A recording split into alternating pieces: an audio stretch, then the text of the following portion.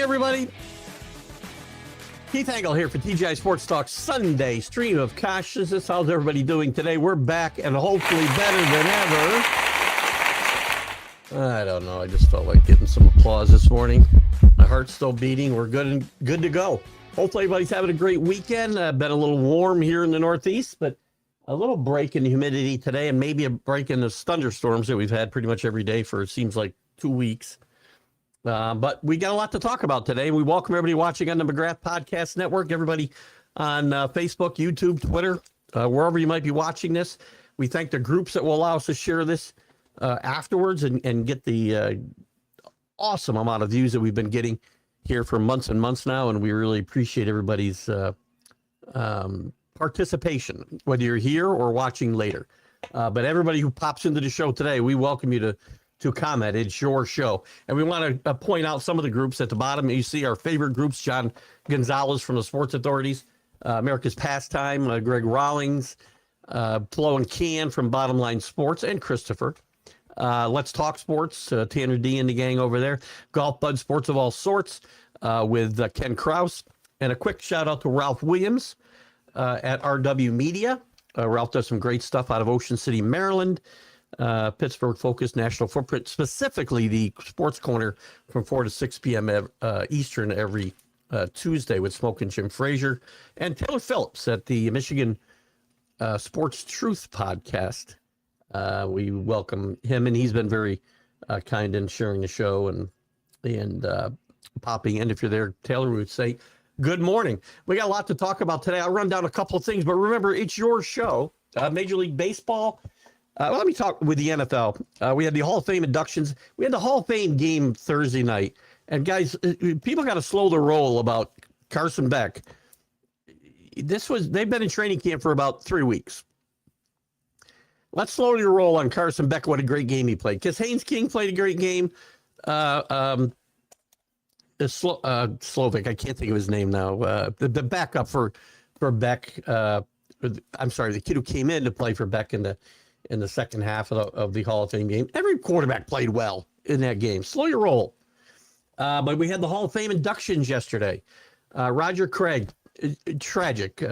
He wasn't able to give his speech live. He wasn't able to appear at some of the public appearances for the Hall of Famers because he's announced yesterday that he is fighting this vascular dementia, which he attributes to the many concussions he had in his career.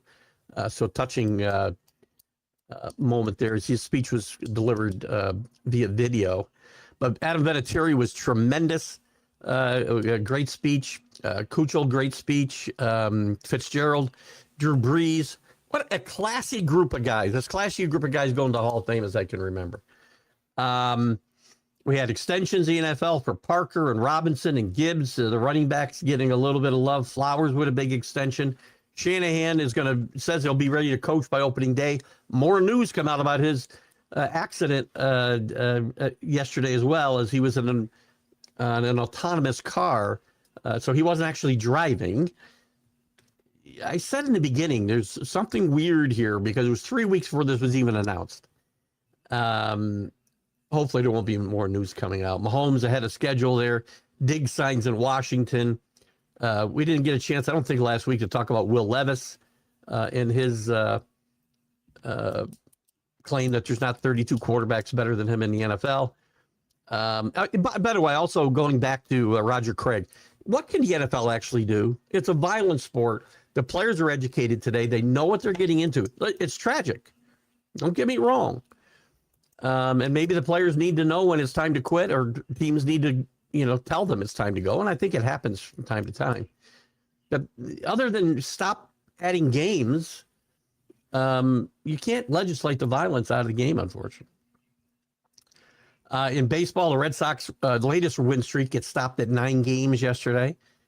The Yankees' new lineup is playing well. They beat the Braves 2 games in a row. Lombard with a second home run yesterday. He's gone to left field. He's shown his power to right field. He's played well in the field.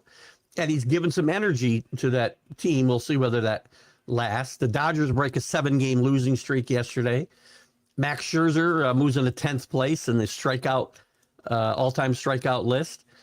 Tommy John Yankee Old Timers Day was yesterday, and Tommy John delivered a letter to the team and the fans, what is being categorized as a goodbye letter. Tommy's not been in great health. I've had Tommy on the show.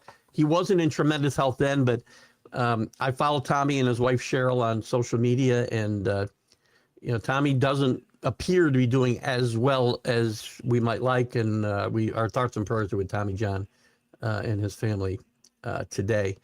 News came out too after the trade deadline, or during the trade deadline, that Mike Trout was shopped and said, "I don't want to leave." He could have gone to the Yankees potentially, the Phillies potentially. Those were two teams that were discussed, and Mike Trout said, "No, I want to finish my career in L.A.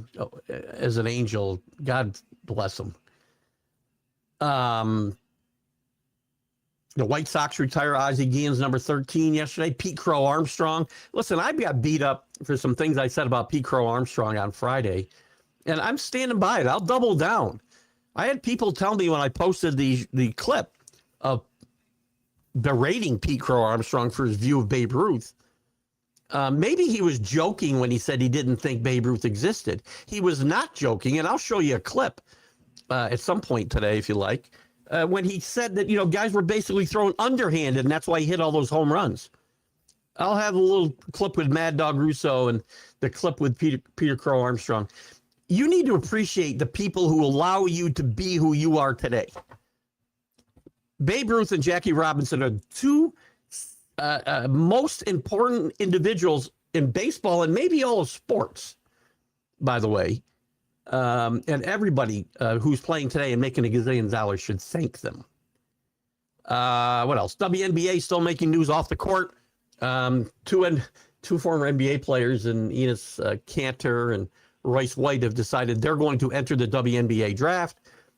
Sophie Cunningham was on in the news again yesterday when she was there was a flagrant foul committed against her, and who was it? I can't think of the woman's name now. Carrington, I think. Who got kicked out and immediately posted white privilege. We just stop. Everything in life isn't racial. There's obviously racial issues in this country. Let's not put them where they were. So if Sophie Cunningham got kicked out of the game for something very similar just a few weeks back. Just stop. And the WNBA needs to start making some news on the court more than off the court. Well, this was on the court, but again, the big news was off the court. And it's going to be very interesting to see what happens when these two guys. I think the WNBA has already issued a statement saying they wouldn't be allowed to enter the WNBA draft. But, Royce White said he identifies as a female when it comes to WNBA basketball. You can't make this stuff up. College football, and we'll be back with the college football huddle, by the way, on Wednesday night at 7 p.m. Eastern. We had a aborted attempt to come back last Wednesday for personal reasons, but we'll get into that if we have to. The biggest news right now today, or this week right now, is the Senate or Congress has pushed off a vote on their college football bill that it would affect NIL limits, eligibility rules.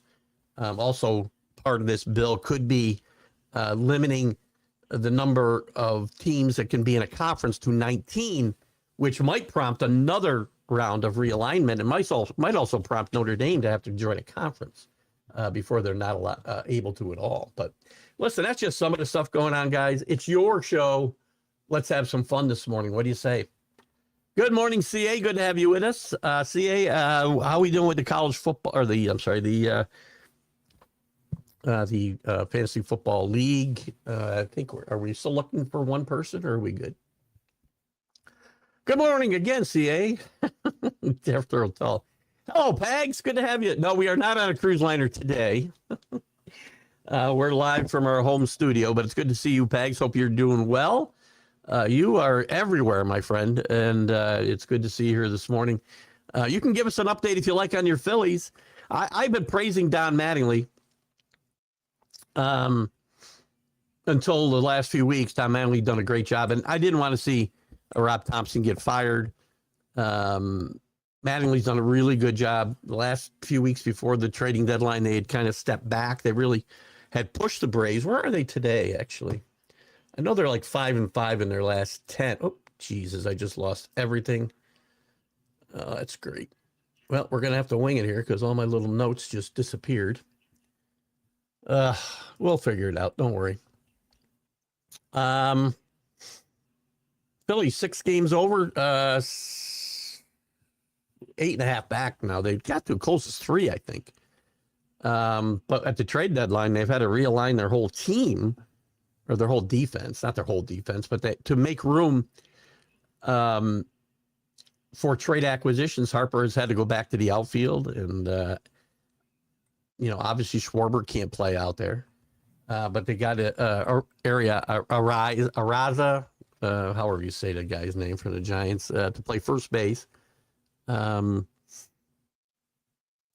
they're 5-5 in their last 10. So listen, I like this Phillies team, but after the top 3 pitchers are a little weak, and they're really strong, by the way, with their first 3 pitchers. Sanchez is the first guy to win. Christopher Sanchez is the first guy to win 15 this year. He would have a reasonable shot at 20 wins, actually, which is unheard of today. So, but the Phillies, I think, are still, where are they in the wild card race? Are they first or second? They're third now. They've fallen to third, tied for second with the Diamondbacks, who lost yesterday to the Dodgers. Also, the whole thing, and we had a lot of debate about it here on the show last Sunday about payrolls and whatnot. The Dodgers losing 7 in a row, and they didn't run away with the World Series the last 2 years. They won it, but they didn't. It's not like they, went through the playoffs and never lost a game. Payrolls, the 3 bottom payrolls in the league have better records than 2 of the top 5 payrolls. An update. They'll make the playoffs, and we'll see. But right now they stink, right? Would you bring Mattingly back? And again, I'm a Mattingly fan for obvious reasons, and I like Donnie a lot. I know he was reluctant to take the job in the first place, but since he's been back, he's enjoyed it. It's unclear whether he'd want to continue, but I'm curious how they're viewed, Donnie, in Philadelphia. You'll be at the Field of Dreams game on Thursday. Who's playing that? Are the Phillies involved? I'm assuming they are. I really said the White Sox should be involved in this every year, by the way. Dreams game. Who's playing? It's got to be the Phillies. Phillies and Twins. 7:30. It's a really cool concept. I really like the Field of Dreams game. You're going to have a lot of fun out there, I think, Pags. And I look forward to seeing some of your reports from there. When are you heading out? Dryersville, Iowa. What a thriving metropolis, but it does have the Field of Dreams. And I do think the White Sox should be part of this game every year, though. Just me. It's okay if it's not. And there's been a want here I did say want. There's been our want here the last few Sundays. We're slow getting started with the comments, but they start to roll in here about 9:30 or so. I had a lot of fun, and I know there was no Eagles involved, so I'm assuming Pags wasn't at the Hall of Fame yesterday. But we had a really good, I thought, one of the classiest classes for the Hall of Fame in general. So Pags says no on Mattingly. He thinks there's too much connection with the front office. Well, Preston Mattingly, as we know, is the GM. I guess I can see, the reverse nepotism here coming into play. I think that was one of the reasons Donnie was a bit reluctant in the beginning to take the job. He was reluctant to take the job as the bench coach after he left Toronto last year. And one of the reasons he was reluctant to take the job was because Preston was there. And I think he got put into a tough situation because I'm actually pretty sure that Don Mattingly has a lot of respect for Rob Thompson. So I'm sure it was tough for him to replace his friend. And I think Rob Thompson is a great manager, by the way. Very good manager, maybe not great. I think Rob Thompson, I've said this many times, Rob Thompson should have gotten an interview and probably should, in my mind, should have got the job. And I said this long before he was the Phillies manager, by the way. Rob Thompson was the best man for the job when they fired Joe Girardi and hired Aaron Boone. So, I don't know. Let me stick with baseball for a second before I get into the NFL. What do you got? Cross-eyed Mary is also Jethro Tull. It is. Mistake last week. Fantasy League is at 15, still one spot open. Okay, good. So for you guys who are paying attention out there, we do have one spot open in the fantasy TGI Sports Talk Fantasy Football League. I want to look here. You guys bear with me for a second. I want to see if we're live on my... because this happened. We are not. I'll be a son of a gun. The problem... Oh, we are. Yeah, good. We're live everywhere. Tommy John... Yankees had their Hall of Fame game yesterday. And they played a 3-inning game. A lot of years they haven't even played a game recently, but it was fun to watch these guys. Mickey Rivers, probably the oldest guy playing yesterday. But Tommy John penned a letter to the fans and to the team, basically a goodbye letter. And it's very sad. Tommy John's a great Yankee, great Dodger, had a great major league career, just short of 300 wins. Obviously had Tommy John's in the Hall of Fame because of Tommy John surgery. Good grief. The elbow surgery, the reconstructive tendon surgery to God, what is it called? It's tough to get old. But he's there because of Frank Jobe doing that surgery on him. It'll come to me at some point. Maybe it's just Tommy John surgery now. That's all it's known as. But Tommy's been in ill health the last several years, and hopefully he hasn't taken a turn for the worse. I follow him and his wife Cheryl, as I said, on social media, and had Tommy on the show a few years back, and he'd had some neck problems at that time, but his health was fairly good. Otherwise, he's had bladder cancer, which I thought he'd beat, but maybe it could be a recurrence of that. Don't really want to speculate too much, but Peg's talking about the Phillies and Rob Thompson was good, but the team wasn't responding. Listen, at some point, you do have to make these types of moves. I think they were, 19 and 29 or roughly when they fired Rob. Look, he got a job because of the team needing a kick in the ass, right? Or a change, if you will, when Joe Girardi was fired. I think it was Joe Girardi that he replaced, right? So, thank you, Danny. Jesus, good grief, man. Good to have you with us, Danny, this morning. Out in L.A., so we've got L.A. covered. We got Philadelphia covered. We got Texas covered with CA. We got a lot of the country covered. We get Michael Gott in here. We can get the UK covered. Matt Ernst is here, another California boy, but a Yankee fan. Good morning, Matt. Good to have you with us. Let me give you the random Matt card today. I'm looking through. Let me pull a card. Who are we going to pull today? Lou Piniella, a classic. Matt's always sending me cards. I got cards you can see. Some of them are on top of the pictures behind me on the wall. I had them decorating my Christmas tree down here this year. And we still got another whole stack that he just sent me. All Yankees and Patriots. We love Matt. Thank you, Matt, so much. Good to have you with us. Matt, did you catch Yankees Old Timers Day yesterday? Kind of a fun game. It's funny. There was a time, a long time, where all these Hall of Famers were much, much older than I was. And now, as I'll be turning 66 next Saturday, I am now older than nearly every player that played in the Old Timers game yesterday, outside of Mickey Rivers. There was a couple of interesting father-son things in Yankee Stadium yesterday with Weathers Ryan Weathers and his dad, Cody Bellinger and his dad. Their dad's playing in the Hall of Fame game, so it's kind of cool there. I was trying to think. I thought there might be one other connection, but it's not hitting me right now. But Joe Torre was there. Those 90 Yankees were well represented yesterday. So it was fun. Again,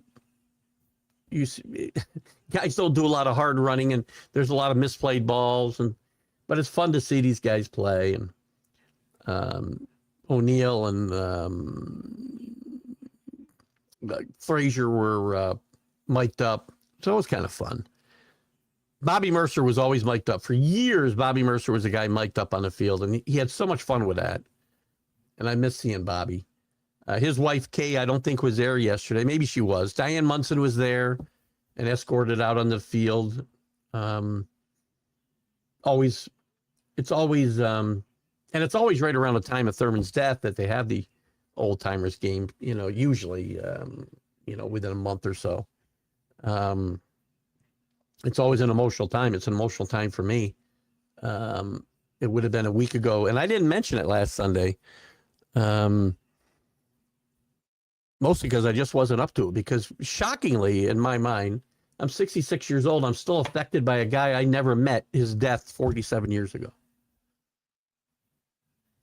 So we do have our hometown covered. Thank you, Rick, up in, Perth graduate, Amsterdam resident. Good to have you with us as always, Rick. Yeah, I knew it was something like that.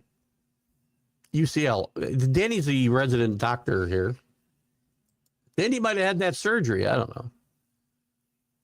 You found a Brady rookie card. God bless you, Matt. Check that out.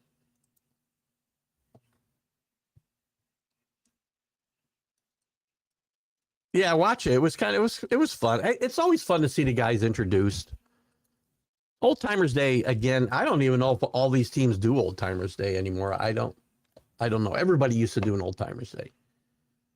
And it's a tradition that's kind of gone away. Even with the Yankees, it's gone away a little bit. You used to play against the team of Hall of Fame or significant opponents, even National League teams, when we didn't have interleague play. But there got to be so many Yankee old timers that they just started playing against each other. So, but it was fun. It was a lot of fun. I thought it was interesting too in baseball that a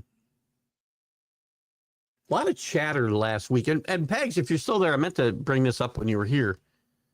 There was a lot of chatter around the trade deadline that Mike Trout, the Angels were in conversations with several teams. I know the Yankees and Phillies were two of them, about trading Mike Trout, and Mike Trout shot them down. So I would expect Mike Trout never to get traded now. Obviously his best days are behind him, but he's still a pretty good ball player.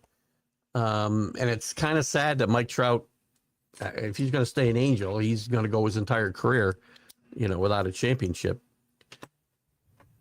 I think that's a pretty safe bet today. In fact, on the roundtable show this morning, we got talking about the greatest players, mostly in football, but greatest players in sports that never won championships. Mike Trout's one of them.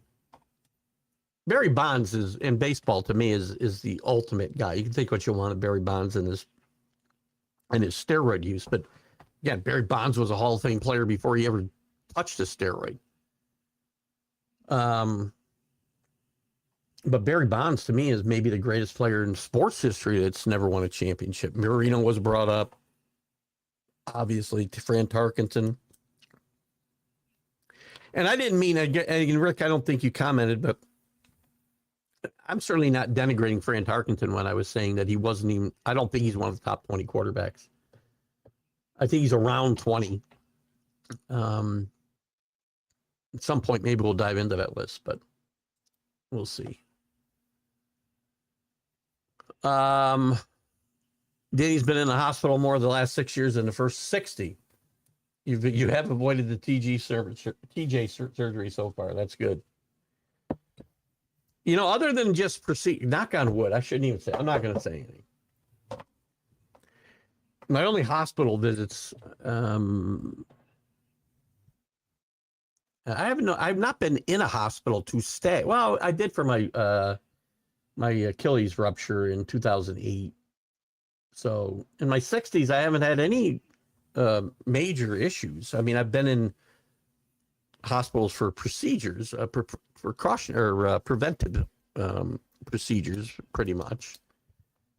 So knock on wood. So Danny, we want you to stay well, my friend. Stay well. Do what your doctor tells you. It's a lower end rookie card. Might be around $75. So, well, hey, better than a sharp stick in the eye. We also got into a debate about, again, we talked about the Hall of Fame clash yesterday. We're going to be all over the place today, like usual. Because I want to get into Pete Crow Armstrong a little bit. I want to get into the Hall of Fame clash yesterday. A little bit about the payrolls in baseball, because again, I'm not seeing where the best record in baseball is the 19th highest payroll. I'm not seeing that payroll discrepancy is really causing teams to not compete. But anyway, this Hall of Fame clash yesterday I thought was pretty classy, and now I don't know where I was going. Oh, and on the roundtable show this morning, we got debating where Drew Brees falls on the top quarterbacks of all time. And we talked about whether he's in the top 10, and I do think he's in the top 10, but I think he's at the bottom of that top 10. And again, I don't think it's degrading or demeaning to Drew Brees to say he doesn't rank with Brady and Montana and Manning. You know, because again, you can't use the argument that he threw for 5,000 yards 4 or 5 times in a row when guys who I considered great quarterbacks when I was a kid, Bart Starr, Roger Staubach, they were never going to throw for 5,000 yards the way the game was played, but they might have been better quarterbacks than Drew Brees. I don't know for a fact. It's so hard to compare eras. But if I'm going to put any quarterback, Jesus, even in the top 20, and we've been playing how long? 100 years? 90 years? So what is it? I don't know how long the NFL's been around. I guess it was the AAFL or whatever in the 20s and 30s. So, but we've been playing professional football for 100 years almost. I don't think it's pretty degrading of all those quarterbacks. You're in the top 20. Because to me, once you get past 5, 6, or 7, I can interchange these guys, you know, in 13 or 18 spots. Matt says kind of sad for Trout. A few more years with the Halos, he'll be done. Maybe. What's he got now? I'm not sure he's going to get to 500, but let me see. I mean, he's 30. What is he? 34 years old now. I think he would have been a great addition to the Yankees, a great addition to the Phillies. But he wants to finish his career in an Angels uniform. Now, maybe in the offseason he changes his mind. He's 34. He's got 423 home runs. If he played 4 more years, he's got to average 20 home runs roughly. If he can play 4 years healthy, he should get it. If he can play 3 years healthy, he might get it. But the sad part is he's at 423, but his last 4 years are 18, 10, 26, and 19. It's I think, again, it's sad to see what Mike Trout's career has ended up being. Not an Angels fan, but you have to love the dedication of a player that commits to one team for a career. Love that. Listen, I don't disagree because we don't get that much anymore, right? Jack talks about legacy players, right? And the fact that Pete Alonso should have been a legacy player for the Mets, meaning he played his whole career with the Mets. And there's a lot of guys like that. And we see a lot of guys towards their end of their career, similar to Mike Trout, who will accept that trade because they want to get a win. I got a comment, too, about going to a place to win when it comes to the NBA. Because Kevin Durant should shut up. But I do have respect for Mike Trout wanting to finish his career with one team, which I think will enhance his. He's going to be a Hall of Famer. To me, that's a no-brainer. But I think there's something to careers today because it happens so few times that guys will play out that entire time with one team. Yeah, it is sad. I don't think anybody really knew it, at least widespread, in a widespread sense, Matt, before yesterday he made the announcement. There was some questions about why he didn't attend some of the functions for the Hall of Famers in the days leading up to yesterday. And that was answered when his video played, and it's very sad. And again, this is it's another thing. You know what can the NFL do about this? Roger Craig attributes this to the concussions that he had playing, and I don't doubt that a lot of these dementia, CTE, leading to whatever, right? The CTE stuff leads to a lot of other stuff, Parkinson's and dementia. But how are you going to fix it?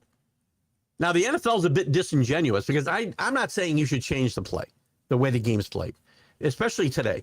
Decades ago, these guys didn't know the dangers they were putting themselves at risk for later in their lives. Today they do. Today they're educated. They know the risks that they're taking, and they're well paid for it. Now, with that said, you can't legislate the violence out of the NFL or out of football. You can't. It's not the game. That's what we want to see as a people. I'm sorry. That's people go to see big hits and stuff like that. You can't take the violence out of the game. But the NFL is a bit disingenuous when they say that they're concerned about player safety, but they continue to add games. You went to 17 games. They're going to go to 18 games. I think even the player travel with all the overseas games or games outside of the country add a little bit more stress to a player's body. And maybe you're not as attuned to keeping yourself healthy on the field as you might be under normal circumstances. That's just conjecture on my part. But again, adding games, adding levels to the playoffs, so there's more games on top of the regular season games, is not showing that you're concerned about player health. You can't change the way the game's played. They've added the what do I call it? The great kazoo helmet. There's only a handful of players that use it. Look, they've improved helmets. They've improved a lot of the equipment. But these guys are human missiles on the field, and you can't legislate all of the physical, it's violence out of the game, or the game won't be the same. And these are tragedies. There's no doubt about that. But, players have to probably, like Tua, we talked about this morning. Somebody should get in Tua's face and say, you need to retire. You've made plenty of money. And it's not because you don't understand what can happen to you. It's well documented now. Players today, they all know the dangers of what they're putting themselves into before they ever do it.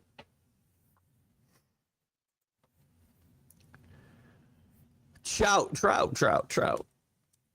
Jersey strong. It's a good one, JB. Jersey boy. He's definitely Hall of Fame bound. I mean, 5 years after he retires, you can book it. He'll be in the Hall of Fame. So true, teams were passing until late, not even late, late 70s into the 80s. Namath was a an outlier when he threw for 4,000 yards in 1967. Nobody was doing that. They were throwing for 2,000 yards.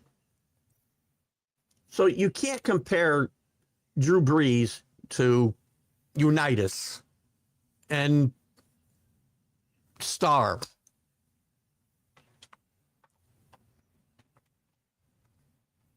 And that doesn't mean he's not a great player. Right? And I'm not even saying he's not better than those guys.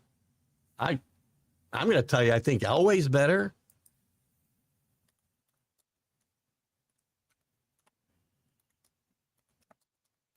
I mean, I could get into overrated quarterbacks, but I always get myself in trouble when I do this. So I don't know if I want to do it. Let's see where NFL.com rates Brees. So they got Brady, Montana, Manning, Unitas at 4, Otto Graham at 5. There's a couple of old timers for you. Drew Brees at 6. Might be high. I don't know if I rate him above Dan Marino, quite frankly. And Marino and him, you can compare their numbers. Staubach at 8. I might put Staubach ahead of Drew Brees. I definitely put John Elway ahead of Drew Brees. Rodgers, oh man, that's a tough one. Sammy Baugh, Brett Favre, no. Bart Starr, Aikman, probably not. Steve Young, no. Luckman, Bradshaw, no. Bradshaw's 17 on this list. Roethlisberger, no. Boy, I feel like 19 is high for Roethlisberger. I've talked about, and Jim Kelly's 21. These guys are all retired, so there's guys playing now that are. Mahomes isn't on his list. Mahomes should be on his list. They got Fran Tarkenton at 23. So when I said Tarkenton was closer to 20 than he was 10, I'm going to look at Tarkenton, Rick, for your benefit. Warren Moon shouldn't be ahead of Tarkenton. Jim Kelly, I think I'm okay with. Kurt Warner, I'm not putting ahead of Tarkenton. Roethlisberger, no. Russell Wilson, no. Bradshaw, no. I don't care about the 4 Super Bowl wins. Sid Luckman, I don't know enough to say no. Steve Young, no. Aikman, I'm going to give you Aikman. Starr was better. Favre, no. Sammy Baugh, again, I don't know enough. I'm going to put ahead of Aaron Rodgers. And that's probably it. The other guys I'm going to leave where they are. But that moves him up into like 17 or 16. Listen, the Red Sox have been ridiculous. I mean, they've won like 32 out of their last 38. Playing great baseball. And they still got, we talk about the Yankees and getting Judge and Bellinger back, hopefully. But they're going to get Crochet back. They're going to get a couple guys back as well.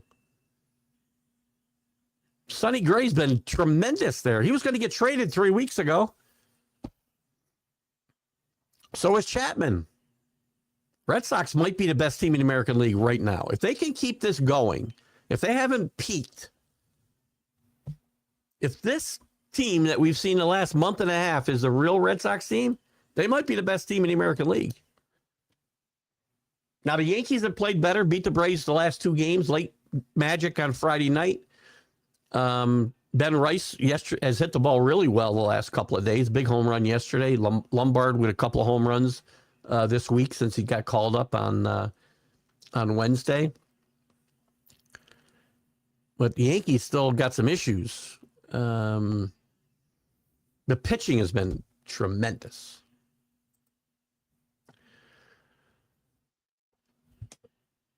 Yeah, I was just looking at the NFL list just now.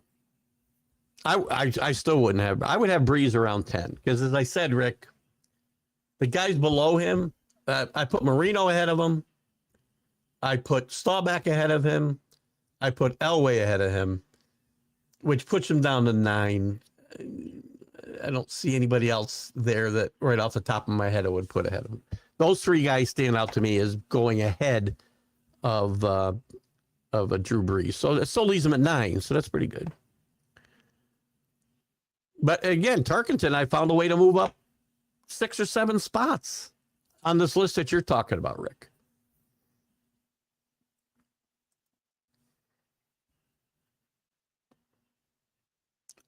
Yeah, the great kazoo helmets that I talk about a lot.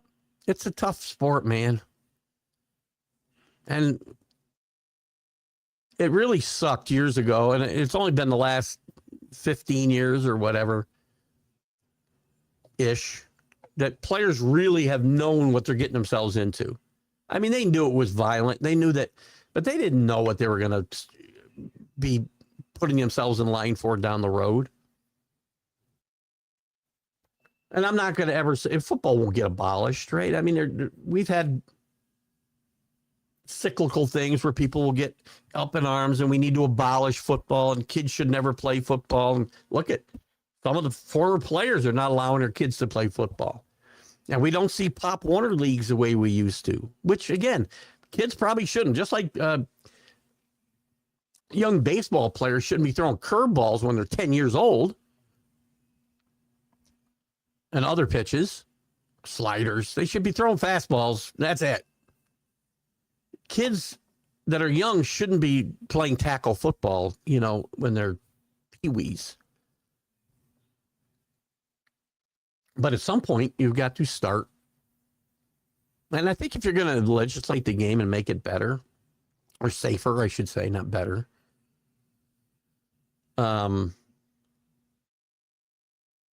you need to do it at a younger age, not later. Because again, what we don't know about, these guys like Roger Craig is how much of this punishment. Now, obviously the NFL is tougher than playing high school or Pee Wee football. I'm not saying not, but your body's also different when you're 25 years old than it is when you're 15 or 10. And it doesn't take as much to inflict punishment on a young body. So we don't know how much of this damage has been done long before they reach the NFL. JB, football's a game of contact, even when it's nonviolent contact. Lineman, actually, it's a great. Well, even that's a form. I mean, when I say violence, I mean when you're ramming two heads together, it's a violent act. But not. And when I say violence, I'm not saying people trying to inflict injury. The game's just violent by nature. And you're right. Linemen, play after play after play. And without changing the game, diametrically changing the game, you're not going to avoid this type of stuff unless players shorten their careers. And even then, it might not matter. We've seen a few. We brought up Andrew Luck earlier that knew it was time to walk away because of what the game was doing to his body, and he didn't want to end up like some of the guys he'd seen. Remember, he grew up around the game and some great players who today probably are struggling.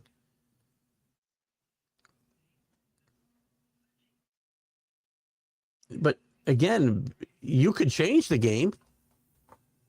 People wouldn't watch.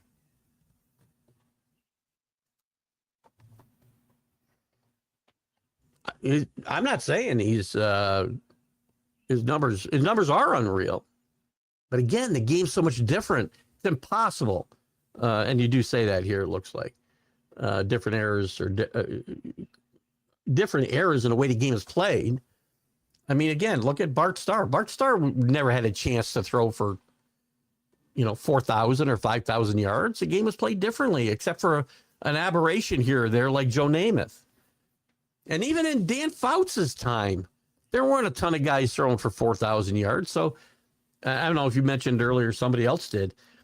We was talking about the late 70s. Late 70s, there still wasn't a lot of guys throwing. They were throwing from more yards, and the passing game was picking up, but not like it was in the late 90s and on.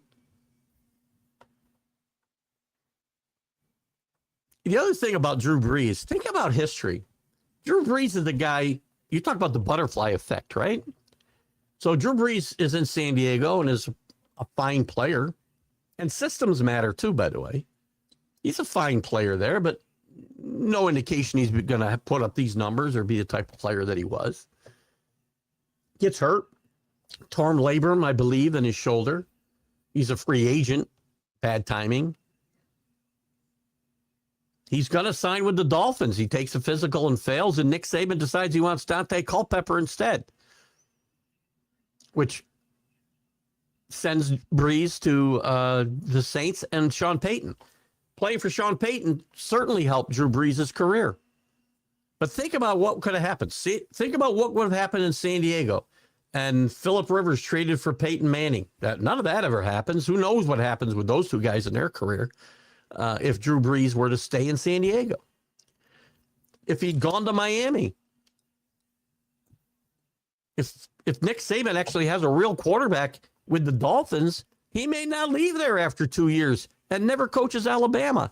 So now you've affected the Chargers history, the Dolphins history, the Crimson Tide's history, and the Saints history. Little things in the timeline of history, little changes. Drew Brees signs with Miami, and I'm not saying we don't know. Drew Brees may never have become the Drew Brees he became under Nick Saban and his staff. Because Sean Payton was obviously the perfect coach for Drew Brees, and I think obviously he believes that as he was his presenter yesterday.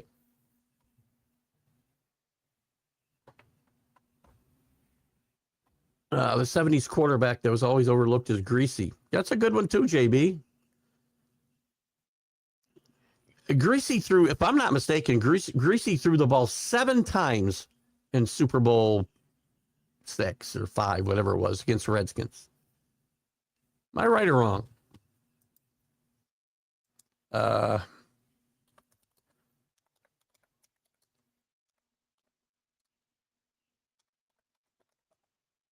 Let's see.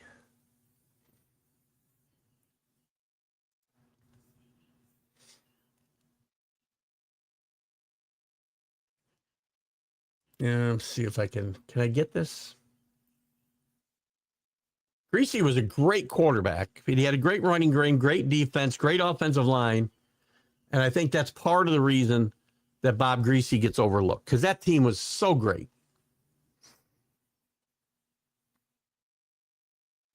I'm trying to get to these stats. I will get to them. But yeah, listen. I think he threw 7 in that game, JB. I don't know why I have that name in my head. I can't seem to get to the Pro Football Reference. I mean, Greasy was a really, really good quarterback. I don't think he's one of the greats of all time. But he's a great quarterback, a great leader, right? I don't know why I'm not getting into the... We're having some trouble getting into the Pro Football Reference. We'll check this at some point. Somebody can fact check this for me. Super Bowl, again, I don't remember the number. I think it was 5 or 6. Maybe it was 7. Who was their undefeated season? Listen, and I also think one of the things that hurts Greasy is the fact that undefeated season, he missed, 2/3 of it. And Earl Morrall led them to victories. So that shows you how great the running game was, defense was. We got a little problem. Rick, every time I try this chat, it freezes up. I don't know what the problem is. Jim Thorpe, greatest football player of all time. Well, I'm not sure. Greatest athlete of all time? I would agree. I think I would agree with that. It's Jim Thorpe and Bo Jackson and everybody else. Greatest football player of all time? I don't know. And maybe if he concentrated just on football. Great player, great athlete. Again, I think probably the best athlete of all time. Matt's favorite quarterback walked away when started getting concussions. Stan Humphries for the Chargers. Not a great quarterback, but I understand your point. Stan Humphries, and he took the Chargers to a Super Bowl, right? He was the quarterback on that team that got demolished by the 49ers. That's a good example. Some guys, when they start, they get out. And back then, they didn't know the dangers, the real dangers, right? Lurking down the road. The ones that's caused so many players with CTE to progress to dementia, Parkinson's, and premature deaths, sometimes due to suicides. We didn't know. Even in Stan Humphries' time, they didn't. Well, the NFL might have known. If you watch the movie Concussion, are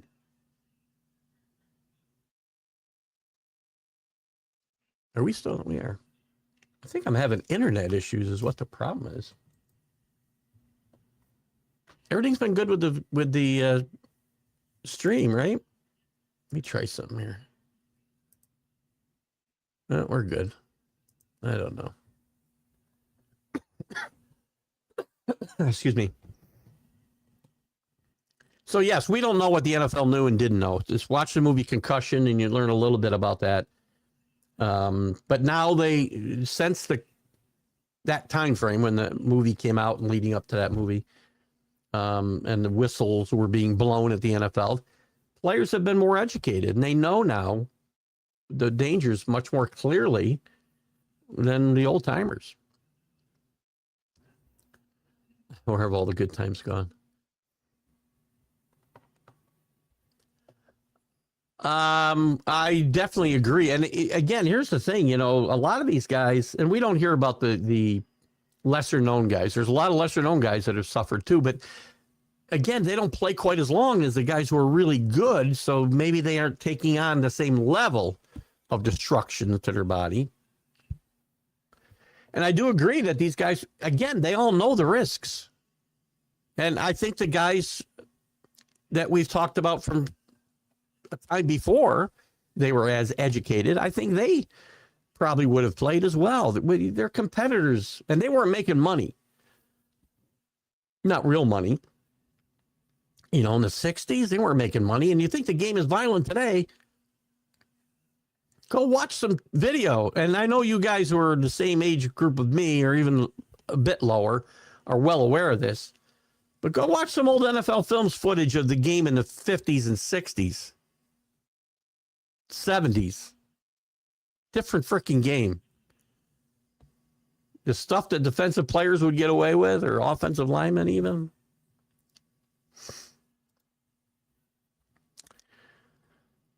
Jim McMahon is another one. He's on a radio station every week and sounds worse every week. Very sad. Yeah, he's suffered. I feel like he announced years back that he had something. Maybe he just got CTE.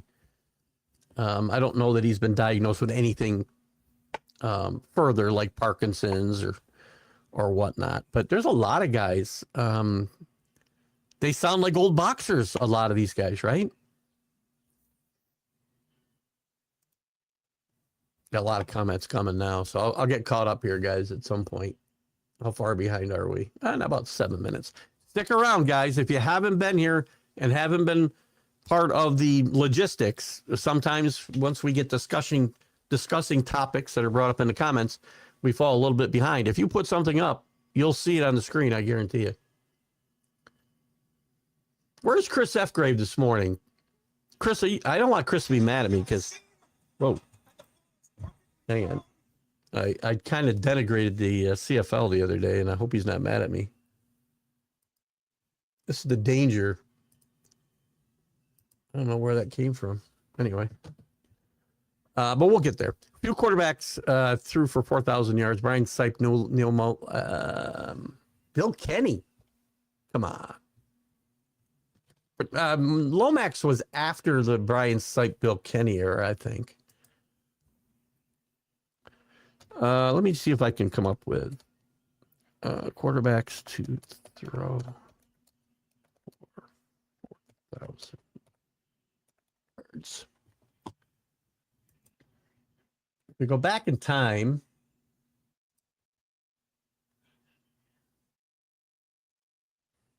Can I sort this at all?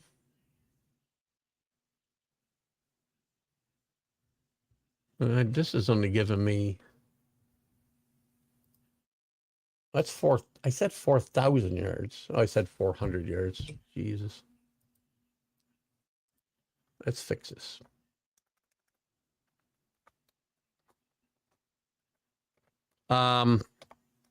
Bill Kinney, again, Brian Sipe played for Cleveland. All right, here we go. This will help. What the hell going on? Try again. All right. This is a career. We'll get there. I promise we'll get there. Trying.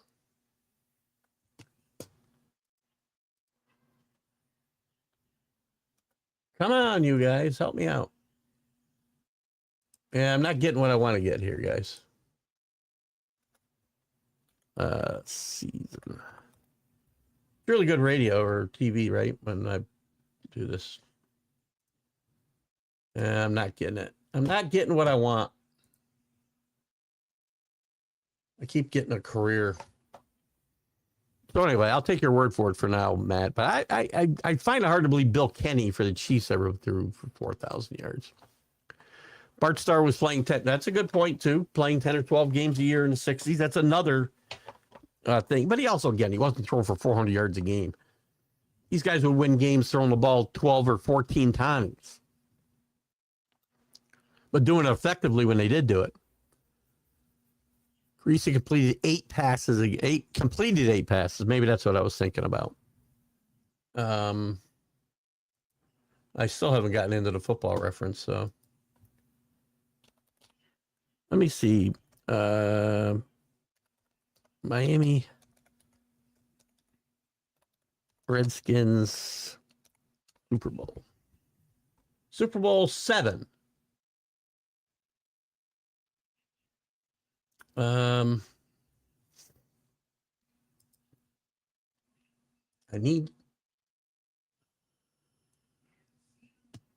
Still not going to open up. You're killing me. Wikipedia. I don't want pictures. No, nothing's.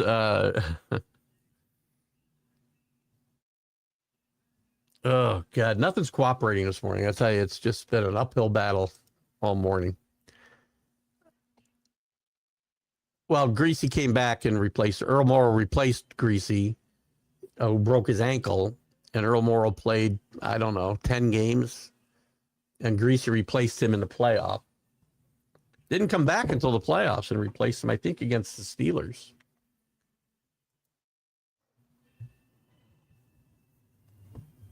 That's a good one. Jackie Robinson, Jim Brown.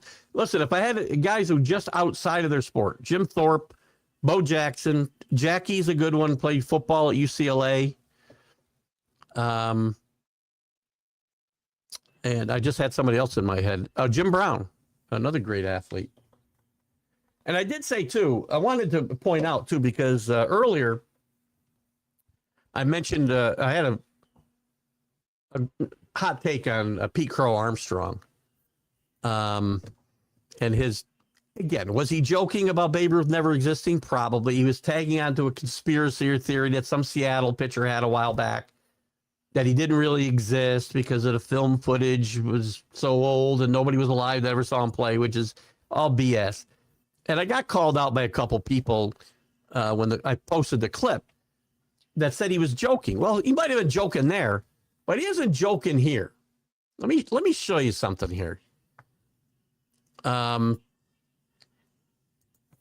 me just show you something quick, and this is gonna start with This is going to start with the Mad Dog. Okay. Are we sharing? We aren't. Okay. This will start with Mad Dog, but listen to P. Crow Armstrong. The Babe Ruth. Can we punch up the 1921 numbers on Ruth with the Yankees? Can we have that up here, please? And I'm going to show you these numbers if we get them up. 59 homers. He had about 370. Take a look at this. Runs scored 177, 168 RBIs. He had 59 home runs, and his OPS was 1358. Do you know the next best player in the baseball with the home runs? He had 11. Let me get back to... Nobody hit home runs like Babe Ruth. Babe Ruth, 70. Take a look at this. I want to show you what Pete Crow Armstrong said. Hey, Pete, you're talking to me now about Ruth. On the things that were derogatory... Watch this. I'm sorry. This is the comment. ...of the Bambino. Listen up. Go ahead. We always talk about how, like, the game's evolving and, like, people might as well have been, like, underhanding the ball to that guy. And he's regarded still as one of the best players ever. Hey, Pete, you're talking to me now about Ruth. Underhanded Babe Ruth. Can we punch up the 1921 numbers on Ruth with the Yankees? Can we have that up here, please? And I'm going to show you these numbers if we get them up. 59 homers. He had about 370. Take a look at this. Runs scored 177, 168 RBIs. He had 59 home runs, and his OPS was 1358. Do you know the next best player in the baseball with the home runs? He had 11. 11. Hit 11. Nobody hit home runs like Babe Ruth. Babe Ruth is, listen, say what you want about Ohtani, we understand that. He's a unicorn. Babe Ruth is so good, it is mind-boggling. Did you know, Peter Crow Armstrong, that Babe Ruth hit 27 home runs over 500 feet? Bonds, never. Not one. Bonds, never. Listen. Babe Ruth may not have been the best player of all time. I'll give you arguments. And I brought this up now because of Jackie Robinson. But Babe Ruth and Jackie Robinson are the two most important players in history. In history. At least of baseball, maybe of sports. Two most important players. Talk amongst yourselves. 18 attempts and his 2 wins. How about that? 23 and a loss. I'm not sure. Again, my opinion is that Jim, and again, I'm a big eye test guy, so I didn't see Jim Thorpe play, obviously. Jack might have. I don't know. We'll ask him tomorrow. But I don't think there's any doubt Jim Thorpe was a great athlete.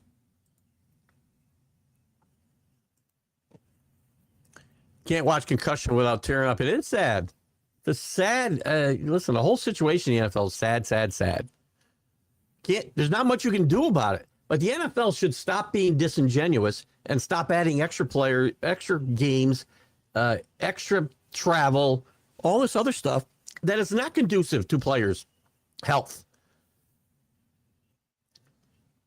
Jack talked this morning about let him add games, but then basically introduce load management. Players can only play so many games, add players to the rosters. All you're going to do is diminish the quality of the game. None of that's going to help. Good morning, Paul. Good to have you with us. You don't have to apologize. You ain't able to listen today, but I got a lot going on. I hope it's nothing good or something good. Nothing bad. That's good. Good to see you, though, Paul. Namath was the first quarterback to throw for 4K in 67, as I said. You know, I am still fired up from this morning's show. Good morning, James. Good to have you with us.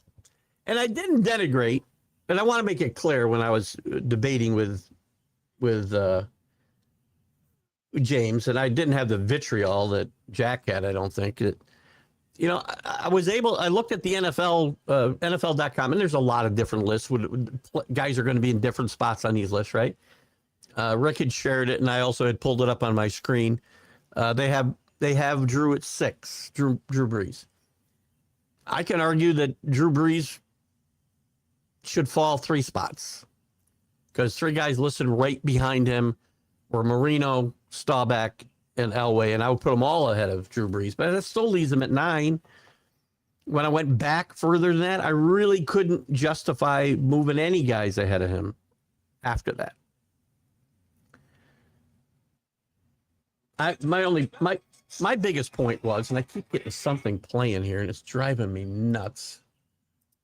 Where the hell is that playing? Oh, it's right here. You know, sometimes I open up stuff on the computer and it starts playing. Ugh. So again, my biggest point this morning was the arguments with the 4,000, 5,000 yards and whatnot, to me, aren't really relevant unless we're comparing guys who played in the same era. I could put, and Marino wasn't really the same era, but I could probably put him in that conversation. But I can't compare the Staubachs of the world and even the Elways of the world, numbers wise, because the game was different then. That's all. Yeah. I mean, that's fair, right? I even moved Tarkenton up too, James, if you just joined us. Fran Tarkenton came up and I got him. They have him listed like at 23. And I didn't move a couple guys ahead of him down like Sammy Baugh, Sid Luckman, because quite frankly, other than numbers, I don't have a lot to go on. Other guys I saw play. And I moved him ahead of like six or 7 quarterbacks. So I've got him solidly in the top 20, pushing the top 15.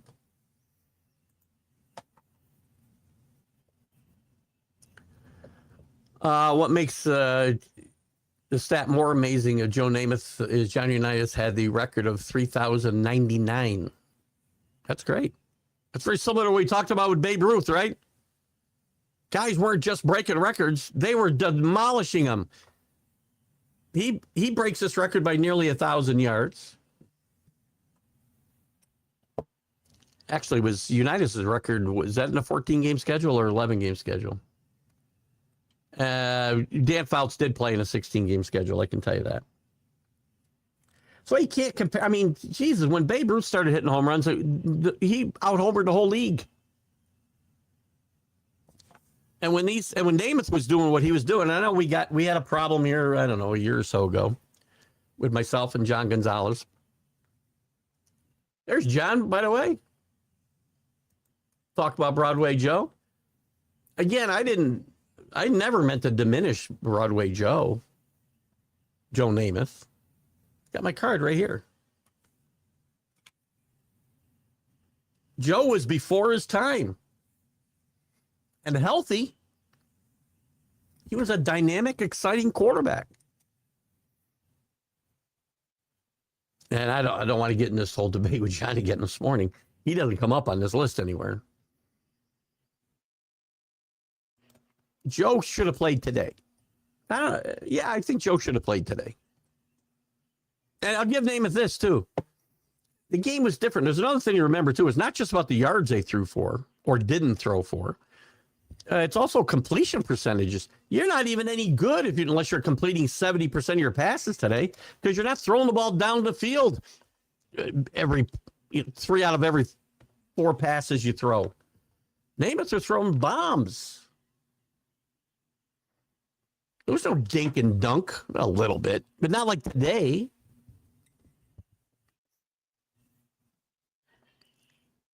Back down. Listen, I got a lot of respect for Broadway Joe. Danny woke you up? What, is he sleeping in the next room?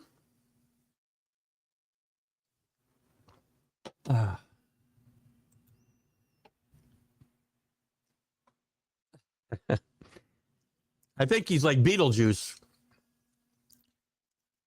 I think John's a little like Beetlejuice, except when he hears Joe Namath's name, he shows up, not his own name. I test the stats matter simultaneously. I didn't say the stats didn't matter. Again, I can't compare. Well, that's a great example. OJ averaged 143 yards per game and got 2,000 yards with no quarterback. listen, Joe Ferguson wasn't terrible. Actually, he became a pretty good quarterback. That year, he, I think, only threw, I don't know, 10 touchdowns or something. So that's a good example. And again, I'm not, stats matter. But stats you can also manipulate, and they can say whatever you want. The eye test is right in front of you. So, I mean, this is an example. That's a great example of where the eye test and stats converge, which I think is the point you're trying to make. In 1973, the year that OJ ran for 2,000 yards in 14 games, by the way, all you Jamal Lewis and Dickerson fans, he threw the ball 164 times. He started all 14 games. He completed 73 passes. My bad. 4 touchdowns. So, yes, the next year he really started to come into his own a little bit. And Joe Ferguson became a pretty good quarterback for the Bills. But that year was even worse than I thought. He started every game and completed 73 passes for 4 touchdowns. Great point, James. Excellent point.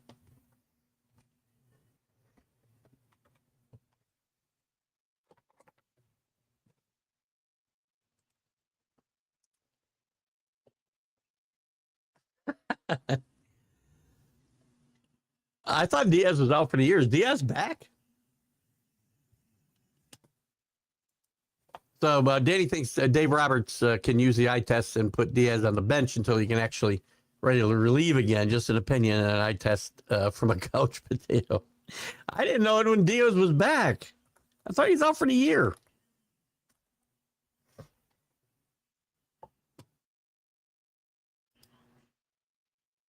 Is he back? Let me see. Yeah, I got no reason to doubt you, Danny. He's pitched 12 games. Yeah, he pitched 7. He pitched 8. Pitched yesterday.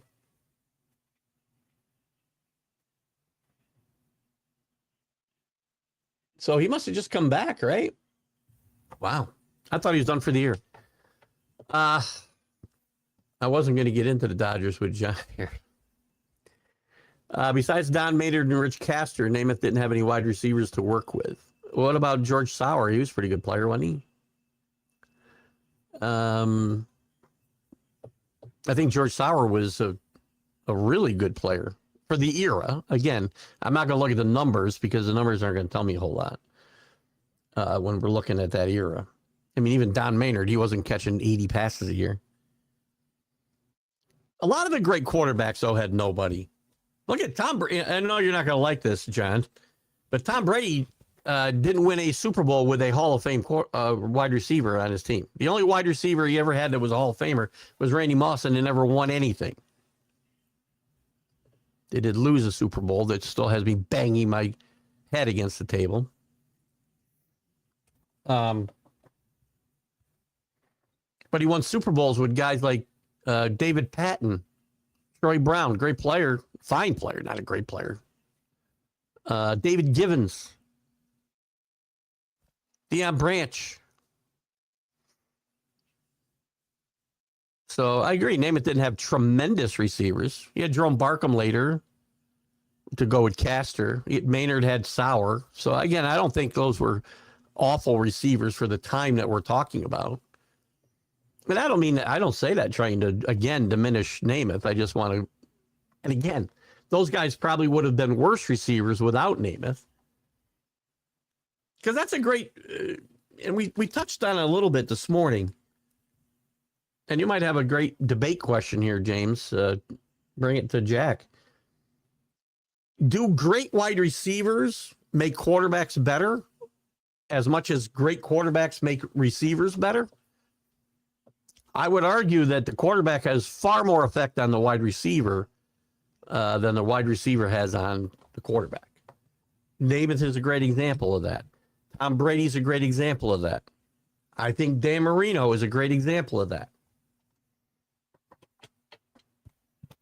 I didn't know till this morning that none of Marino's receivers are Hall of Famers. I thought Mark Clayton was. The only two guys in the Hall of Fame were Paul Warfield and Chris Carter, who didn't spend a whole lot of time. He made his bones in Minnesota. Yeah. First Super Bowl he won with, and don't forget David Patton.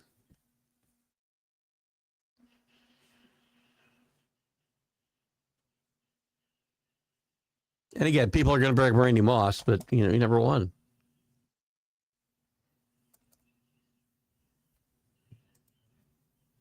I feel like there was another guy for Namath I'm missing. That's right, James. Thank you so much. Do I need to spell that out for anybody? Probably John. Julio Jones, Terrell Owens, Andre Johnson, Calvin Johnson have no rings. A lot of great wide receivers with no rings. Go back in time.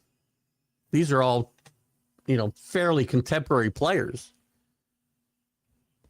Go back in time. Charlie Taylor, one of the greats, never got a ring.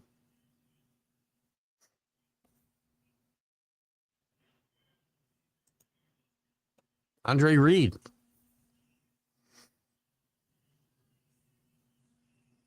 Those aren't Hall of Fame players. Again, I'm not sure what your point is, as you only listed the names, Matt. But again,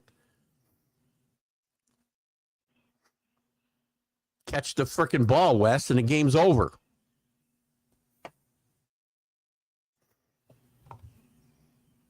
That was that when Riggins came along, Namath was already. Again, I don't mean this in a bad way, John. It's kind of in defense of Namath. By the time Riggins came along, Namath was already a shell of himself, I think, because of the injuries. And Riggins was a fine player and arguably became much better with the Redskins than he was with the Jets. He always had contract issues with the Jets, but a great player. I think one of the more underrated players in NFL history is John Riggins. He was a different kind of cat, man. Culpepper had Carter, Reed, and Moss. Yeah, you just throw the ball up to what Reed? Who's Reed? I don't know. I'm not figuring out who that is. But I know Carter and Moss. He just throw the ball up in the air. That's a great example, I think, Rick, and I think that's what you're saying. That's a great example of wide receivers making a quarterback better. Because I wasn't coming up with one right off the top of my head. It's much easier to come up with quarterbacks who make wide receivers better. That's a great example.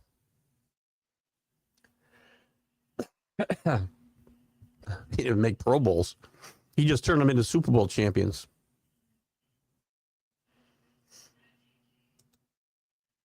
Jake Reed was it with the Vikings? Jake Reed. Why am I not following Jake Reed? I should not track it. I'm worried about myself. And then he said that Miami team's kick, Zonka and Morris, we all needed, is all we needed to know. The Killer Bees. Killer Bees were later. Danny, that was a team that actually lost to the Redskins in the Super Bowl. Beat the Jets in the AFC Championship game when Don Shula famously left the tarp off the field. If you remember the interview I did with Richard Todd, we talked about that. And he's pretty sure it wasn't a mistake. Yeah, Killer Bees were a really good defense. It's funny. And they came after the Conks era. But there was great defense on those Zonka and Morris teams, too. They had Manny Fernandez. They had Bonacani, Jake Scott, Anderson. Tons of guys I'm going to just miss. And the ironic thing about the Killer Bees in my mind was their best player in that defense was A.J. Dewey, who was not one of the killer bees. Why am I missing Jake Reed? Why am I missing? He played with a... Man, why am I not usually pretty good with his stuff? Oh, yeah. Played quite a while. Played from 91 to 2002. 85 receptions, 72. That's 94, 72, 72. Was that the... That's before Culpepper. That had to be what, Wilson? Who's the quarterback on that team?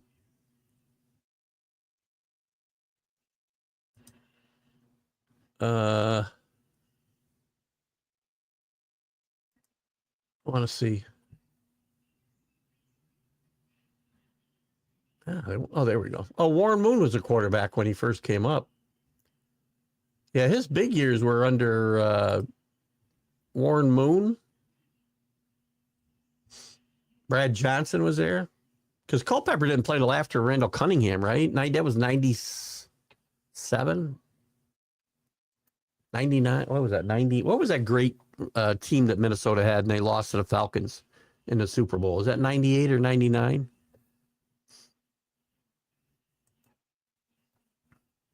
'82 Killer Bees. I don't know why I lost that. For some reason, I don't have Jake Reed in my memory banks. I'm looking at his stats now, and he was a fine player. I don't know how this guy is not registering in my memory banks at all, but I think that's more of a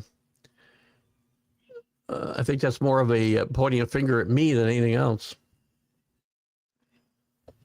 Check my own mental capacity. Maybe when I take my next dementia test, it should be something more than drawing the hands on a clock and asking me to remember these 3 words and then asking me 5 seconds later what they were.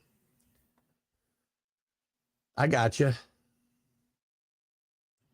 It's coming to me a little bit now as we look at it. John Gonzalez, I'll tell you something. That September 72 regular season matchup, that was a tremendous game. I remember that at 12 years old. And I think Unitas didn't Unitas throw for like 470 in that game?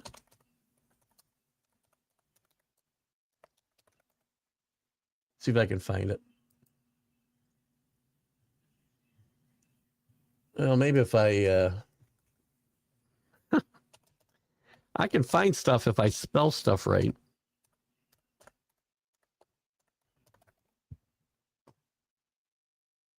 Shootout. Namath only threw, by the way, so Namath had 15 completions for 496 yards. 15 completions.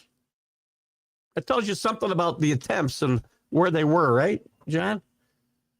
Namath had 26 completions for 376. And Namath threw for 6 touchdowns that day. They combined for 872 yards and 8 touchdowns.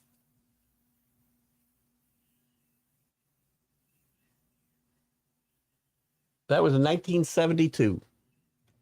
Wow. I was 12 years old. I'm getting old. Let me get into, I got a couple things basketball-wise I want to chat about. Or if you guys want to chat, we're out of comments. I'm going to throw something out there, a little different. And we can continue talking football and baseball. By the way, the Brewers with the 19th ranked payroll in baseball have the best record in baseball. WNBA. They need to make more news on the court for achievement rather than fights and racial accusations of racial inequality. Guys,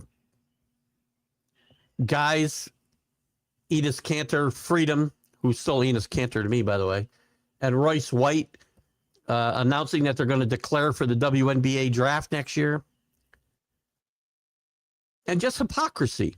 You know, I laughed because this coach, his name is escaping me, that played against the Fever and Sophie Cunningham last week, was wearing a T-shirt that was supportive of transgender people, which I'm not. Listen, I don't care about whether you want. If you identify as a woman and you want to go through all that to become a woman, well, then God bless you. Don't think you ought to play against women in sports. Sorry.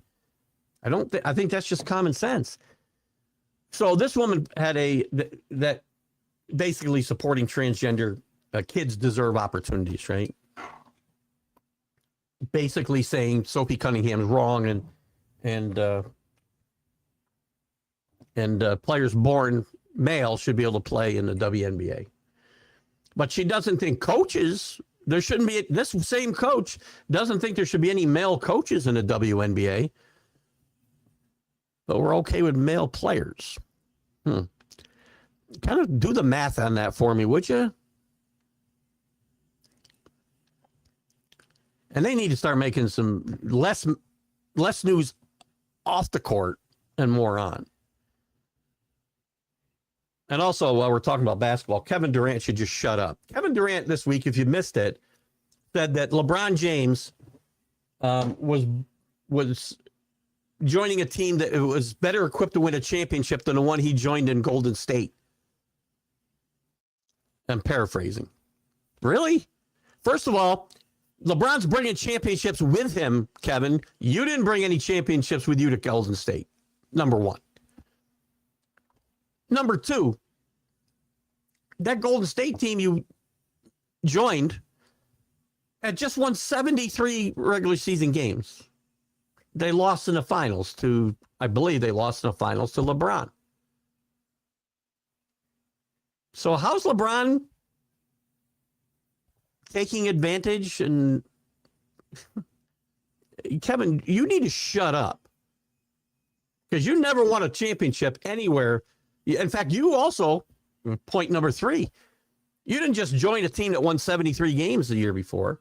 You joined a team that beat you and knocked you out of the playoffs in 2 years prior to that. So shut up.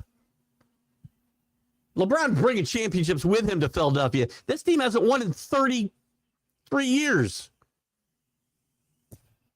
My God. They did. Now, they flamed out, in fairness to, they flamed out in the playoffs, historically. And they need to win in the playoffs, probably, to legitimize this. But I'll tell you, the teams with the 3 lowest payrolls are competitive and have a chance at the playoffs. And they also have better records than 2 of the top 5 payrolls, the Mets and the Blue Jays. So you also have to spend your money wisely. John Hadel's a good one.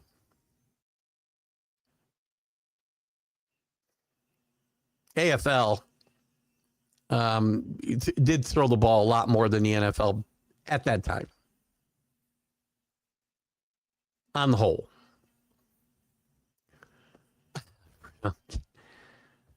Bruce Jenner, Caitlin spoke about, Bruce Jenner's good for me. Spoke about transgender and yet took the Woman of the Year award. Go figure. No, I can't figure. The whole Sophie Cunningham thing has really taken on a life of its own. And she didn't do anything. She didn't berate or put down transgender people. I'm not either. Do what you want. But I don't need to conform to you. You know? This isn't like a normal workplace. You shouldn't be denied work opportunities because you're were a man who became a woman, but you shouldn't be able to do a job that is meant specifically for women. And how are young women, or the young straight women, or at least the ones I come across, are in favor of this? Not just this in the WNBA, but transgender women being able, that were previously men, to be clear, competing in women's sports, whether it's in high school, whether it's in college, whether it's in the Olympics, whether it's wherever. Their predecessors spent decades fighting for Title IX and rights for women in sports, basically. Equal footing. All to be wiped away? This is the hill you want to die on?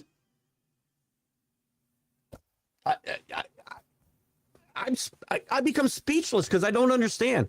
Nobody can explain it to me in a way that I can understand it. My simple mind. I'm not Harvard educated. I'm not that educated. You can probably tell. But I'm not stupid. And I've gotten by on common sense most of my life. You can't, how do you, nobody can explain this in a way that I understand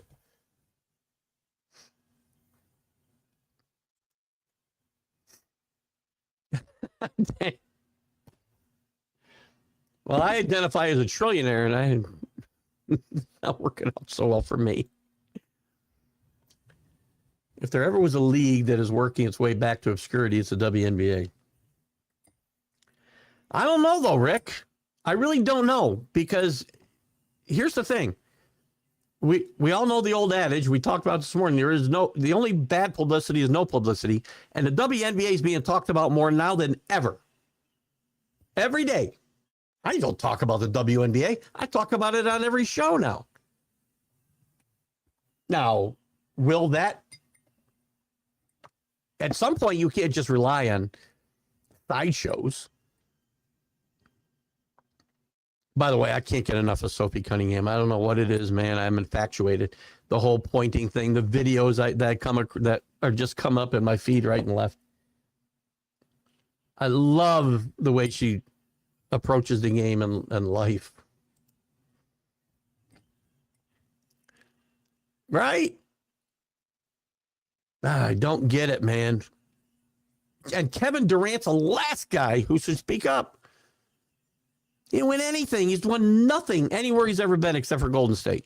Now, he was a major contributor, without a doubt. But the fact remains, he had no championships before he got there and none after.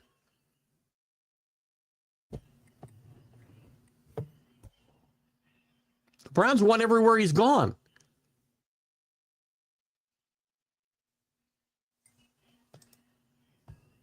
You can hate him all you want.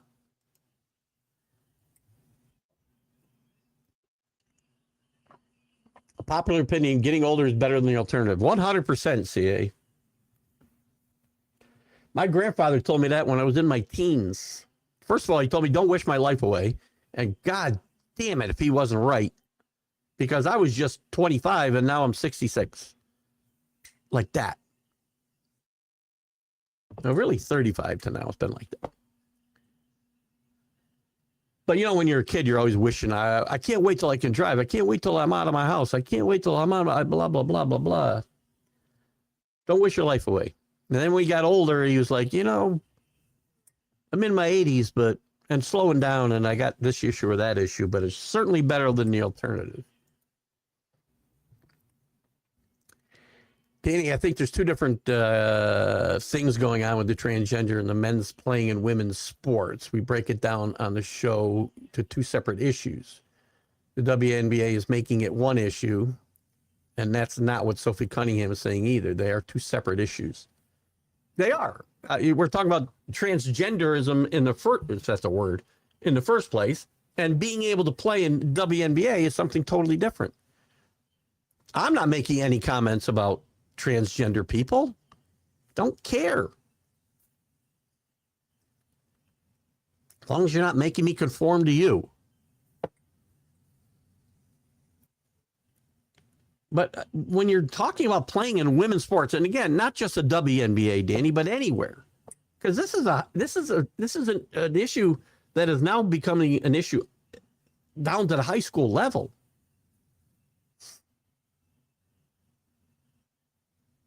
And it's not getting any better. And to me, it's just common sense. Good morning, Neil. Sophie is great. They do need a commissioner. They got the weakest commissioner in the history of sports, I think. Good to have you with us. Neil, we'll be back with the college football huddle Wednesday, and I'm going to tell you right now, I don't know how they'll do. And the SEC is really good, obviously. I think it's not as good as it's been. And I really think one of the surprise teams, a team to watch out for that's off the radar right now, is your South Carolina Gamecocks. I think Lenore Sellers probably learned from the travails of last year. I think that Shane Beamer has learned from the travails of last year. And I think this team is geared. I'm not saying they're going to win the SEC, but I think this team's going to have a really good season.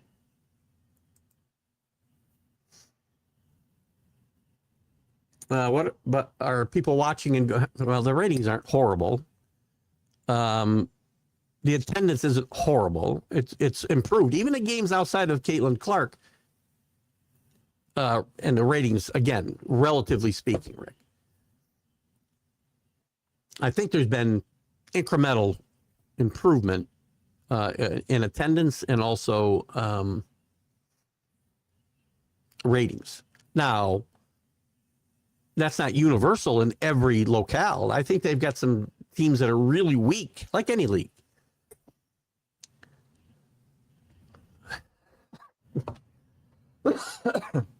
That's Cantor Freedom, by the way, which I didn't know he changed his name. So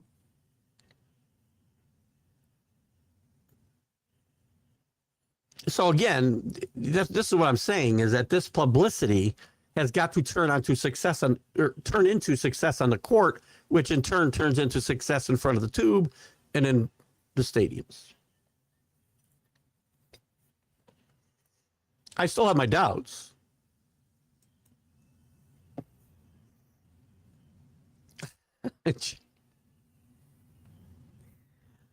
Well, the Indiana Fever keeps the Liberty off the front pages or back pages or any pages. Good morning, Ken. Check out Ken and Flo and Christopher on the back at, oh, wrong one. Ken and Flo and Christopher on Bottom Line Sports podcast. The Bottom Line Sports podcast. My mind is like, oh my God. I don't think I've gotten like the, I don't think I've gotten all the, I've been sick for like 3 weeks. I can't shake this head cold. And I also had anesthesia on Thursday, and I swear to God, it's still like in my body. Keith, I watched the boy transgender whatever from Jeropa Valley here in California play volleyball against my granddaughter. It was night and day. After we played them, no less than 17 forfeited against them, and 6-7 would have beat them. It was more so about women's rights. Again, that's a great point, Danny. And that's kind of the point that I've been trying to make about Title IX, and it's just that's been just pushed to the background of this whole fight. So transgender women, people who are born males, are supposed to have more rights than the rights that women have fought for decades. I don't get it. And a lot of women are for this. I don't understand. I watched some of the game, you can, and yeah, it was fun. It's fun to see football back. I'm not a huge preseason football kind of guy. I'll turn it on, I'll have it on the background, but I'm really not watching it the way I would watch, the NFL regular season. And I don't get all worked up. And we had a lot of people all worked up about the performance of Carson Beck, for instance. I would say he performed no better than, and he played well, don't get me wrong. He played really well. But against who? You know, guys who are going to be delivering beer next week or next month. And all the other quarterbacks who played, I mean, Haynes King had a great game for Carolina. And what's the Slovak? I can't say not seeing his name. Who came in after Carson Beck? Well, it's like 9 out of 10. So it's good to have it back. But Beamer put together, and again, from what I read, they have improved the offensive line, and they have a new offensive line coach as well. And we won't know until games are played, right? But the word is the offensive line will be markedly better than last year. And Dylan Stewart is a great player. I like their chances in the SEC. We'll talk about it more on Wednesday night. Fitzgerald gave the best Hall of Fame speech. I thought they were all good, and Fitzgerald was good. I probably didn't see the whole Fitzgerald thing in all fairness. I mean, I watched all of Roger Craig's. His was, I mean, I'll say moving in because of the reason he wasn't there giving it. And Vinatieri's was awesome, I thought, too. And I'm a little biased there. I thought they were all good. I said this several times during the show. This is a really good Hall of Fame class, and it's one of the classiest classes I think I can remember seeing. I'm sure there's others. Again, I'm not demeaning any that came before. Recency bias. There's not a bad word. I don't have a bad word, and I can usually find something bad about everybody. Not really. I can't think of a bad word to say about any of these guys. Classy class. Send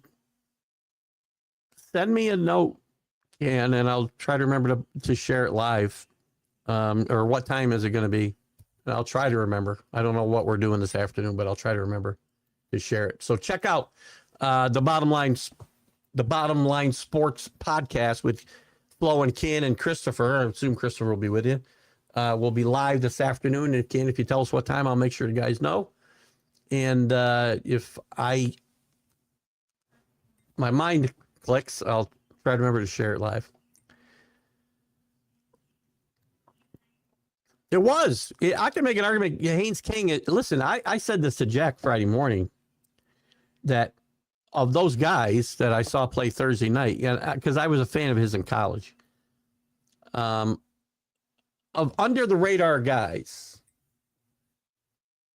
I can make an argument that at some point, and we won't know this till their careers are over, Haynes King might have a better NFL career than any guys I saw play Thursday night, and including some of the guys who were drafted before him in this current NFL draft. It may never happen. Listen, I watch, and you watch Carson Beck play a lot, John, last year. Rick saw Carson Beck play a lot in Georgia. He's a fine quarterback, but he goes into funks. He turns the ball over too much. He fumbles the ball way too much. And I don't think he's consistent enough. And I also don't like his demeanor a lot of times on the field. It reminds me a lot. I've said this a lot. He reminds me a lot of Jay Cutler, who was not a horrible quarterback, but not always the best teammate.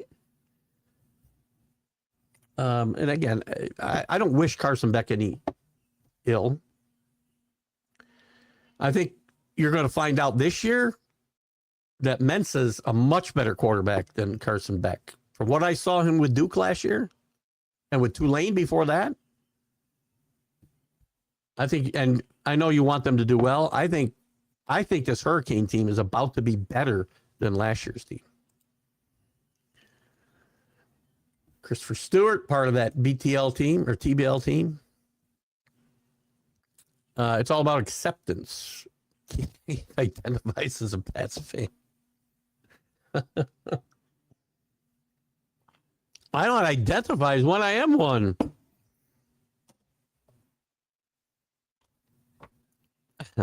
I think Royce, it was Royce, what's his name? Royce White, former NBA players also declared he wants to be in the WNBA draft. He said he identifies as a woman as far as WNBA games go. That's only.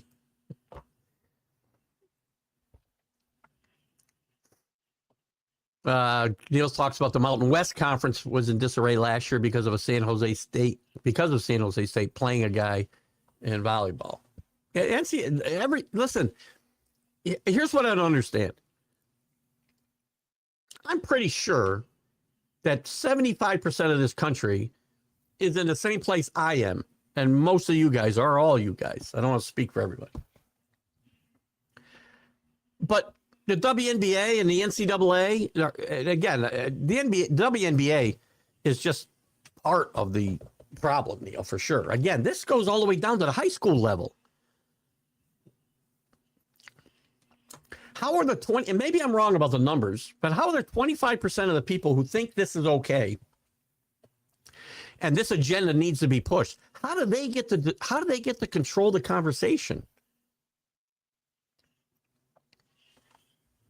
Because of the weakness of, certainly the NCAA is the weakest governing body of any governing body in the history of sports.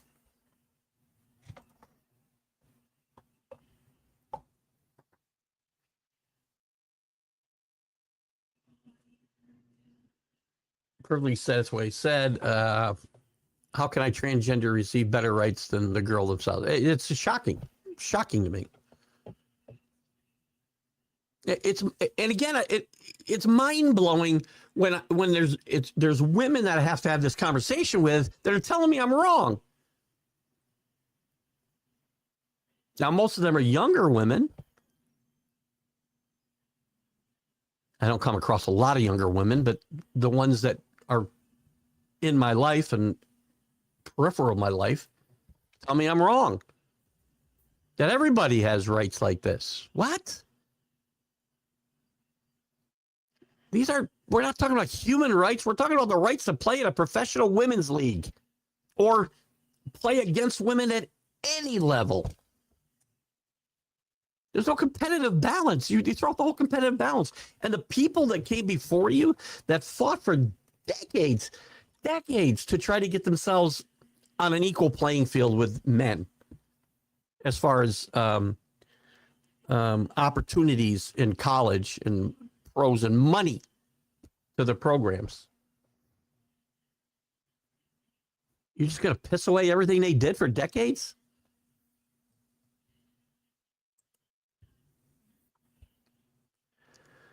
Haynes King and Beck both did great. They did. I just want to temper the fact that, we've been in training camp for 2 weeks. Well, a month, whatever. And they're not playing against the best competition. But again, they've got to play well in these spots or they're not going to get any opportunity, right? So I like Haynes King a lot. Hall of Fame shows you how stupid the Jets are. The Jets should have taken Beck. Oh, the Hall of Fame game.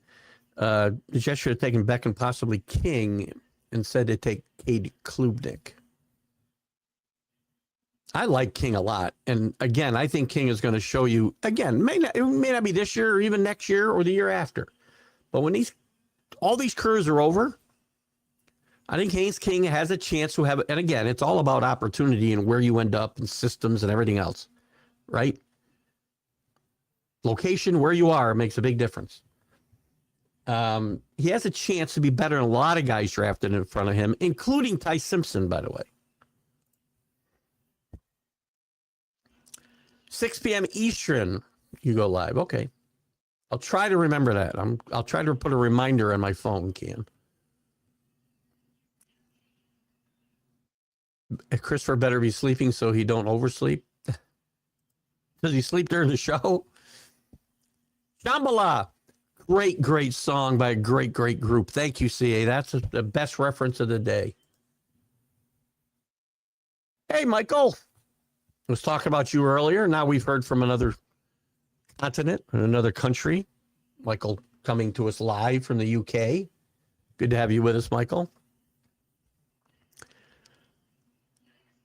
CA has you again. CA told me that we had the football fantasy. You're talking about fantasy football. I'm going to do the pick'em, which I'll get together this week, probably the college and the pros. But the TGI football fantasy football is run by CA, and he told me that we have one spot left. Rick, I'm assuming you're one of the guys that are already in.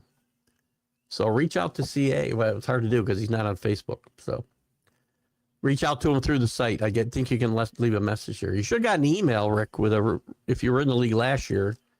And if he's saying we got 15 out of 16, I'm going to assume those 15 are returning. I don't know for a fact. We can double check. Again, CA's a guy in charge of all that, but I can probably look to see if you're in there, I think. Drew's speech was very good. I thought all the speeches were good yesterday. And again, just a classy group of inductees, I thought.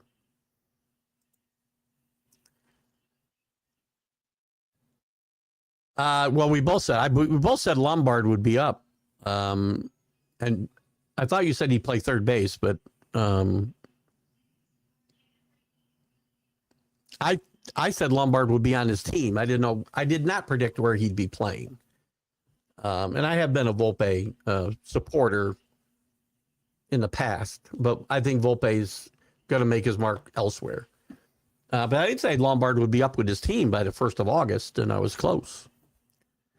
And Lombard's played very, very well. You know what? It's not even so much the production, which has been good. He's got a couple home runs, obviously. He showed power to the opposite field the other day. But he carries himself in a way that, and I think he's energized that clubhouse just a little bit. By the way, that won't last forever. that energy boost you get when you bring up a kid like Lombard won't last forever. This team needs to get Judge and Bellinger back at somewhere close to 100%, which is probably not likely if they're going to go deep into the playoffs. This pitching is so good. It's going to be such a shame if the Yankees have to go into the playoffs with this pitching as good as it is and not scoring runs to support it. But Lombard's been great for the first week, not even a full week. But I like him a lot. I like him a lot. I would not have traded him in any trade. So the argument is challenged drastically with young woke women regarding transgender born biologically with men. When you introduce facts regarding the difference in a strength versus... it's easy. For you and me, it's easy, James. For them, they don't... Logic doesn't mean anything to them. And it's just hard. It's just mind-boggling to me that young women would have this argument and theoretically put transgender rights above their own. Don't understand. CA, if you could let me know about Rick and Danny, or maybe because when I look, I don't know that these guys have all. If they got links, guys, for the fantasy football, real quick, we've only got about 5 minutes left. You should have gotten an email with a link, and I think once you click the link, you've kind of confirmed you're in the league. So the guys that were in the league last year, I think Neil, I don't know if I think Neil was in. Michael Gott was in, Rick was in, Danny was in, Paul was in, who's not with us today, and probably some others, but I think there's one spot open that somebody did not confirm. Lombard appears to have good instincts. Something that's a great way to explain it. I think, again, presence, instincts. I like he's brought some energy to the team. Looked very good going through his right. Looks good in the field overall, I think. I just like the way he carries himself. Volpe never seemed to carry himself with as much confidence as this kid does. I hope I feel that way a month from now. God, Trent Grisham is just, I mean, this worst $22 million Yankees ever spent. Grisham, Chisholm, gone. I think the Yankees are going to try to salvage Volpe to play second base, but I think they go outside the organization. Spencer Jones, I think, is going to get an extended look. He needs a hit, though. He needs a hit better. Again, this year is this year, right? We got to play better than we're playing or been playing. Played well the last 2 days. Great rally in the late innings on Friday night. Some big hits. Still way too many runs being scored with home runs. But I like the future of this team a lot. The arms are just tremendous. But you can't ask your pitchers to go out there and throw zeros inning after inning. That's too much pressure. The trade for Ramos was awful. I agree. I'm not a big Ramos fan.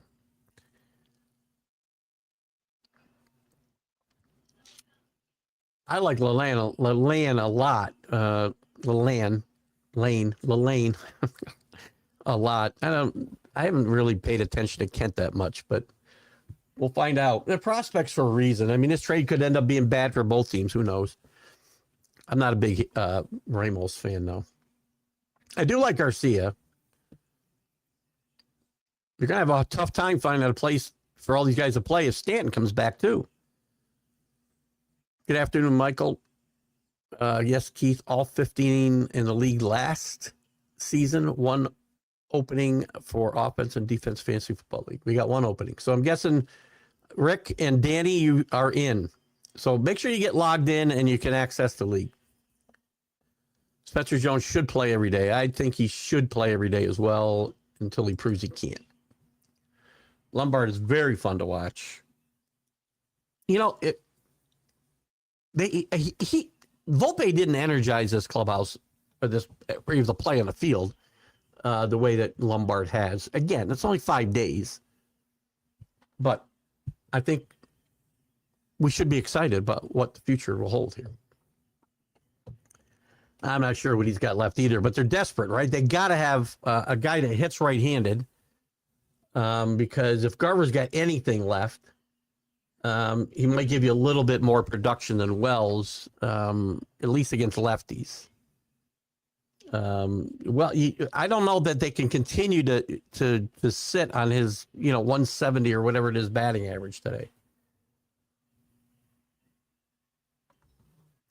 Danny's in. John, you're not in, are you? Get in. Get in. All right, guys. Well, we've had a good show today. I'll be back tomorrow morning with Jack at 8 a.m. Eastern with Jack and Keith's Weekend Playbook, and I'll be back on Wednesday after the McGrath Podcast Network Roundtable Show. I'll be back live with the College Football Huddle. We'll talk about those Hurricanes. We'll talk about those South Carolina Gamecocks. We'll talk about Bill Belichick. We'll talk about a lot of stuff. Till then, you guys have been awesome as always. Have a great day. See you later. Bye-bye.